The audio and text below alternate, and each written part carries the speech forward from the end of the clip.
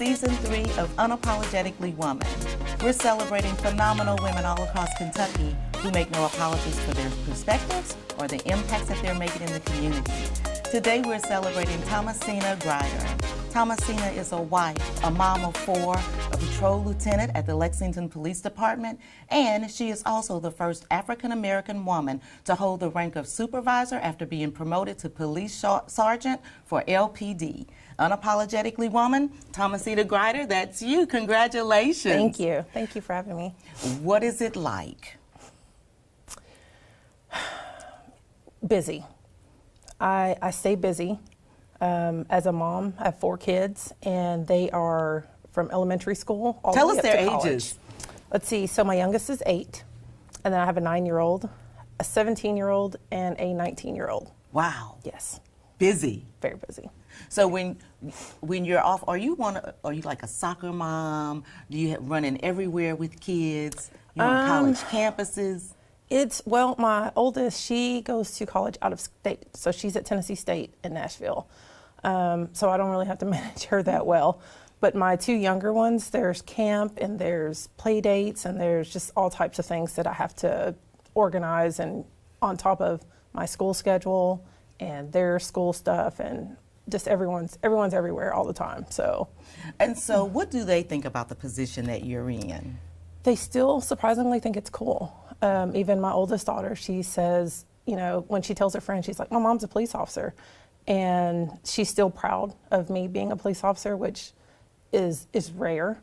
And my little kids, they absolutely love it. They love to ride in the car with me, even though my car doesn't have lights and stuff on it You don't anymore. have lights? No. Oh, no. No, I just got promoted. So now my car, it's not marked or anything. And there might be a light or 2 in there, but I don't get to use it. So they're like, Mommy doesn't have a police car anymore. So listen, you've got to turn the lights on, right? You've got to always turn the lights on for the kids so that they feel excited about it. Yes. Did you always want to be a police officer? No. No. Because I see you got your degree, your first degree was in sociology. So what were you planning to do with that? I actually wanted to be like a social worker. I love studying people, and I love seeing groups of people and how everyone interacts with each other. And so I wanted to get into that kind of field. And I think I was in the mall, and they had a recruiting fair. And I saw a female officer there, and she was just like, hey, have you ever thought about it? I'm like, no. But when I got further into school, I had to do an internship. And my goal was also to help people. And I said, well, I can take this internship, probably get a good, easy grade on it, and, you know, go from there and keep moving on with my career. Well, so I did the internship and realized that is what I love. I love every aspect of it, and I help people in a different way that I didn't realize that I could help people. So I had some obstacles to overcome, like just being able to handle the types of calls that we go on. I wasn't sure if that was in me to handle it. So the internship kind of showed me how that works, and I just fell in love with it and went through the process, and have been there for 17 years. Wow. That is falling in love on an internship. Yes. I fell in love with my job before I had it. I did. Not always in love with it, but I love what I do. So. Oh, that's great. That's great. So there's a lot involved in the work that you do, and mental health is a big part of it. Yes. You're getting ready to go back to school. You already have a bachelor's, a master's. You're getting ready to go back to school to get another master's degree so that you can help in the mental health field. Yes. Why is that important to you? Mental health has always been kind of something that's important to me. On our department, I'm part of our crisis negotiation unit. So we are the unit that if someone is barricaded in the house because they're having some sort of mental health crisis, I'm part of that unit that goes and tries to get them to come out to get help and things like that. So slowly that has become the forefront of my passion on the department. And so I started going back to school, and in addition to that, I've had coworkers who have been through some things. You see lots of things on our job, and there's not always the help that's available to them. And so you just kind of compartmentalize everything until you can't anymore. And a lot of people have left the job because of it. So, you know, in addition to all of that, just everything all together, I said, this is where I need to be now. This is my new path that I need to take. So I started school 9 years ago to get my first master's degree. And that was between 2 pregnancies, job changes, promotions, and everything. And finally, in May, I got my master's degree. Yes, thank you. And I said, well, I'm not licensed yet, so I need to keep going. So fall of this year, I'm going back again so that I can get the license portion of it. And hopefully once I get done, everything will work out together and I can retire and start my own practice. Well, from the outside looking in, you really, really don't really think about all of the things that police officers see every single day and how they manage and deal with that. It's a lot. It can be a lot. And traumatic events hit people different and people react to it differently.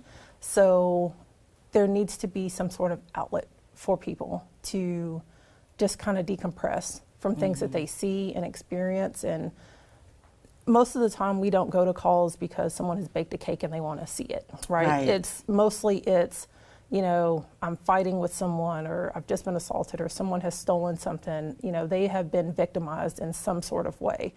And we're there to help them through that process. And so you see that day in and day out, and you sometimes don't have an outlet to release all of that. And that's why you need a lot of mental health professionals available that have the knowledge of what we do, so that they can adequately help with the decompression and things like that. So that's what I'm hoping to do. There are not a lot of people that have law enforcement experience, and there are not a lot of African American therapists out there that are available just in the general field. So, wow. So glad you're going to be there, not just for your colleagues, but you know, for whoever else might need, who might need some additional assistance there. That's awesome. So at your house, your husband is also a retired. He also retired from the police department. Were you ever the boss of him at work? Well, it's funny because I outrank him. So, and he was so so longer is the than answer me. yes? Yes. But he actually showed me how to do my job because he was there a lot longer than I was. And I just happened to be the person that he wants to stay in his lane and do his job. And I'm just like all over the place on the department. And so he let me do my thing, and he went ahead and retired. And now he's an officer with the Fayette County Police Department, or Fayette County Public School Police Department. And so he does his thing there, and now I'm still with the police department doing my thing. But I do outrank him, so it's fine. Ding! Yes. You know, no shade. No shade. Okay, so you also work with Crimes Against Children Unit, or you have in the past. Tell us about that. So that has been, next to the Crisis Negotiation Unit, that has been the most rewarding position that I've had on the department. That is where you have the most vulnerable victims there. Every case that I investigated was a victim of a child under the age of 18, and it just ranged from, you know, physical abuse, sexual abuse, just everything, the whole gamut of it. And you definitely see some things there that make you question, like, humanity and why people do the things that they do. But your goal at the end of the day is to find some sort of justice for that kid. So that was my most rewarding position. I didn't want to leave it, but I got promoted, so I had to leave that position and go back out onto the street. And so even though you left that position, you didn't leave that experience. No. Because you can take that with you. Oh, absolutely. Even on the street, I still get calls from people of, hey, I'm on this call and it's involving, you know, a kid in this situation. What do you think I should do? Because I spent close to 5 years there and had a lot of extensive training in that, just specializing in those type of investigations. And so a lot of people in the department know that I know what I'm talking about if they need some help with something.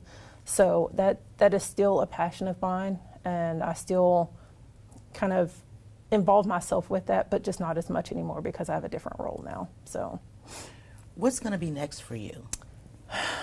Well, currently I'm a lieutenant on patrol, so I work night shift, so no one ever sees me. But I'll never see you. No, no one ever sees me, and that's a good thing because usually if you see me, it's usually on like major scenes. So I supervise at night. I supervise a shift, and right now I'm just kind of filling that out. I just got promoted in February, so I'm still trying to learn my position and what all that involves. And I don't know. We'll see. I'm close to retirement, so I don't know where I'm going to go at this point. So you don't look like you're close to retiring anything. I'm sorry to tell you that. Well, thank you. No, I'm like, no, you're just glowing. Looks like you just came from vacation. I did. How was it? Oh, it was great.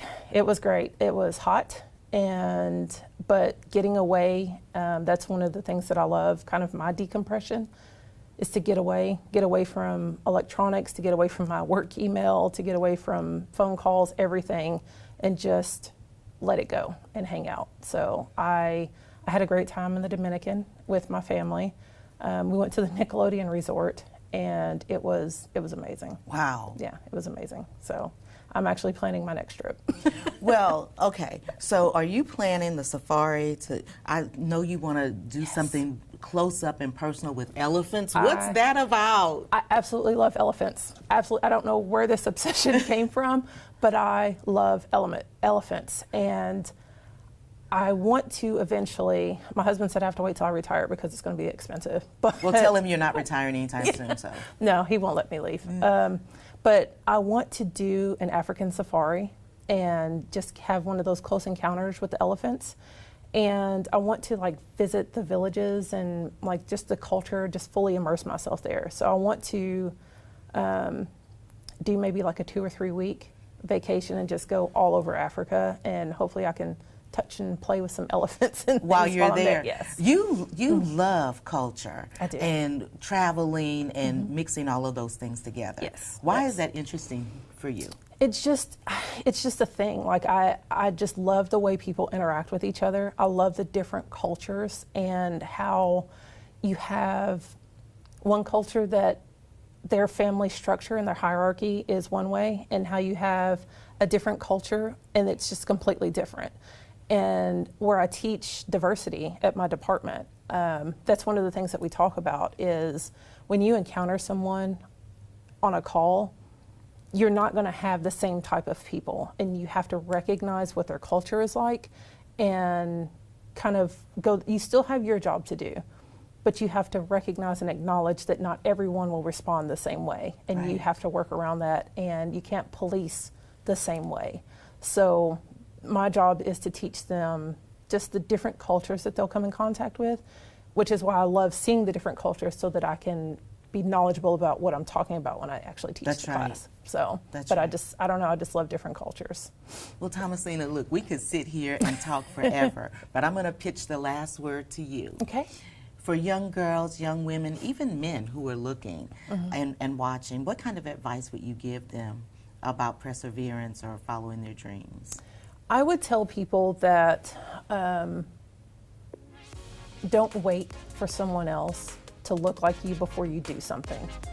If you want to do something, it doesn't matter if they don't look like you. There's always a seat at the table for someone that looks exactly like you.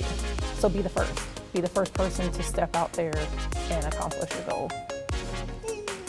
Yes. Thank you and congratulations again. Thank you so much. Thank you. You guys heard it from Thomasena. If you don't see someone like you, don't be afraid to be the first. Continue to watch as we celebrate other phenomenal women just like Thomasena who are making changes in Kentucky. We'll see you soon.